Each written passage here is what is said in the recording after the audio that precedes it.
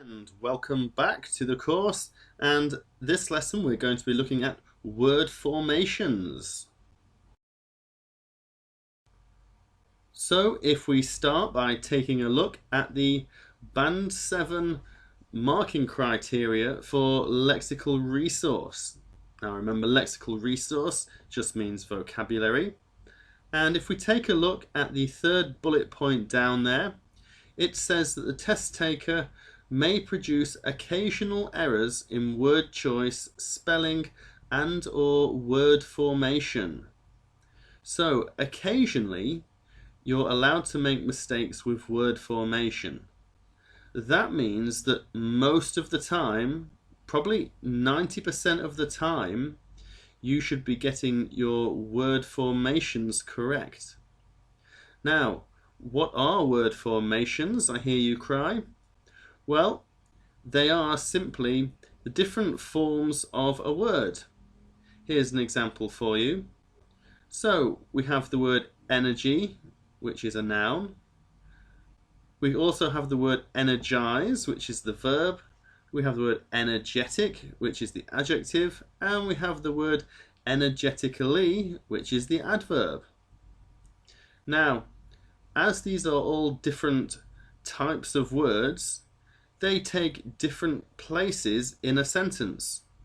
So you have to get the correct type of the word and put it into the correct place in a sentence. You probably know lots of these already, and you're probably better than you think you are at these. Let's have a go at a quick test with the word energy. So, which form of the word energy do you think fits into these sentences? Have a little think as we read them through. The planet clearly needs to invest in renewable, which word, sources. The government need to, which word, its citizens to recycle more. The, which word, politician campaigned hard for increased oil taxes. And the protesters marched through the streets, which word?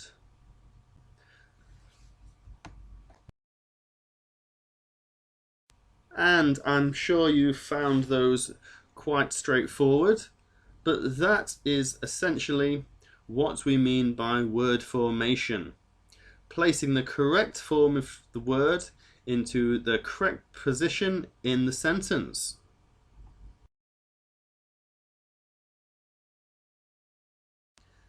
However, it's not quite as simple as that, because there is something known as prefixes which we need to take into consideration.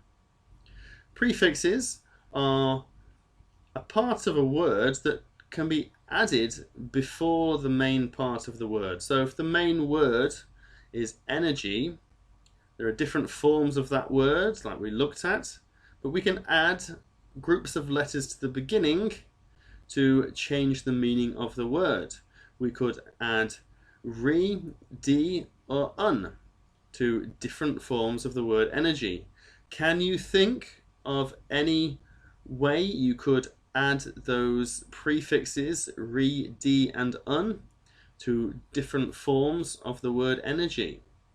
Just have a little think. Well, there are 4 that you could definitely have, and they are re-energize, de-energize, unenergetic, and unenergetically. So, as well as the different forms of the word, we can then add prefixes to them. And it's useful to be able to do this, as it means we can write more concisely. It shows a higher level of English, and it will help you score higher in the IELTS test. Let's have a look at this in practice. Governments need to put more energy into their green campaigns. Can you think how you could say that using one of those words above? Well, you could definitely say governments need to re-energize their green campaigns. Note the word green refers to an environmentally friendly campaign. That's a collocation we use, a green campaign. And the word re-energize shortens that sentence as it's more concise. How about the next one? The government performed their duties showing little effort. How could you reword that sentence and include one of those word forms with a prefix? Well, you could say the government performed their duties unenergetically. Again, you can see that sentence is slightly shorter because it's more concise, which is what we're looking for. And how about this sentence? The government wanted to take away the energy of the protesters. Well, we could use the word de-energize, and we could say the government wanted to de-energize the protesters. So adding these types of words with prefixes in shows a very good command of the English vocabulary. It allows us to be very precise with what we're saying, which again is going to give us a higher band score for our lexical resource.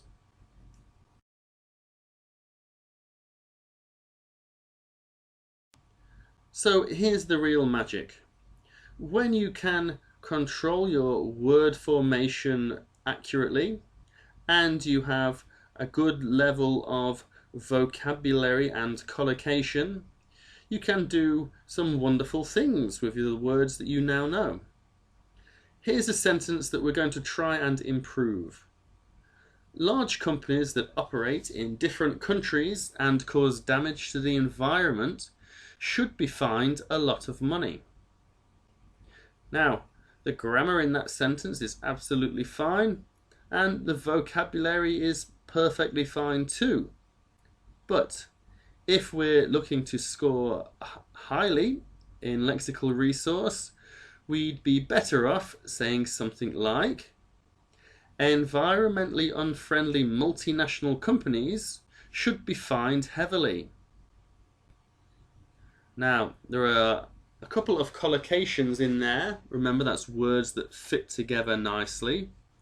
So, the phrase environmentally friendly is a collocation. The words fit together very well. Environmentally friendly. Here, we've changed that, showing good command of English, to environmentally unfriendly. So, we really are showing off our ability with vocabulary here. Next, we've used the word multinational companies. Multinational companies, that is a collocation. Those two words fit together very well, and they take the place of large companies that operate in different countries. And then finally we've got should be fined heavily.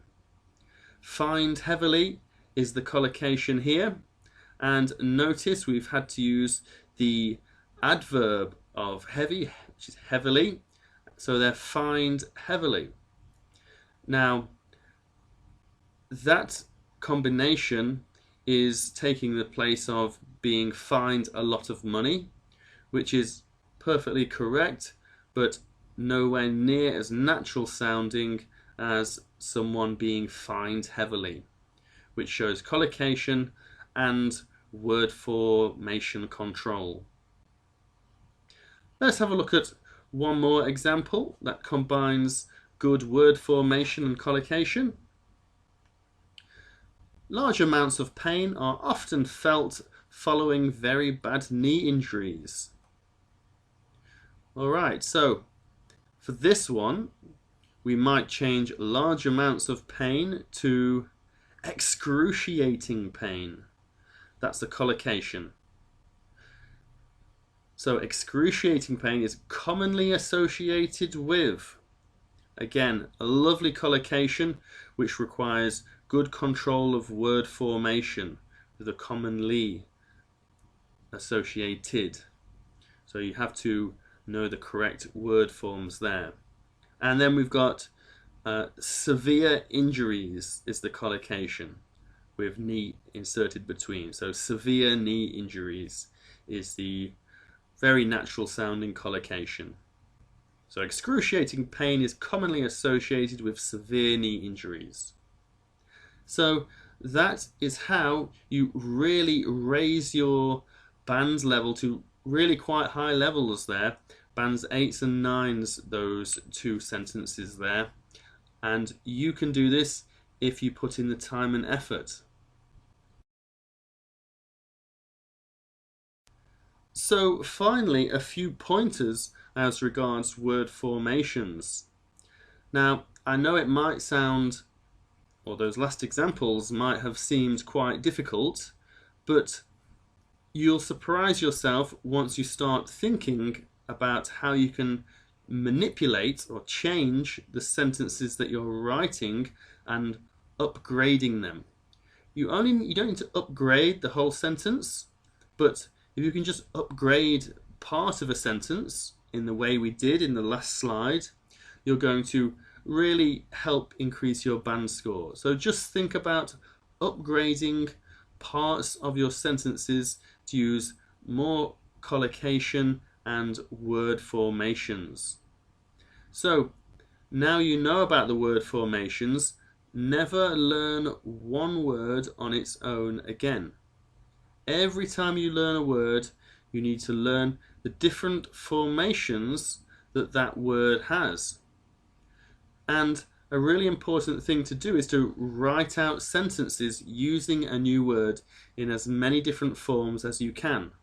So if you learnt the word success, for example, you might write, I enjoy success, or I enjoy being successful, or my friend successfully passed her IELTS test. I really want to succeed in my IELTS test. So you're writing the sentences out using the different forms of the word, and if you make the sentences about yourself or a real life situation, it can help them become more memorable to you. And try this with existing words that you already know that are linked to each of the different IELTS topic areas. Try and combine different words that you know with collocations and with different word formations, and just play around with the words and try and upgrade the sentences that you're writing. You're never going to be finished learning different word formations and different collocations, so please don't worry if you don't get a complete grasp on this topic straight away. It's going to take a bit of time for you to get your head around starting to upgrade your sentences in this way. But it's something you can definitely do. And if you only manage to upgrade 2 or 3 of your sentences in an essay, that can still make a difference to your band score. So that's all for this video. I look forward tremendously to seeing you in the next one.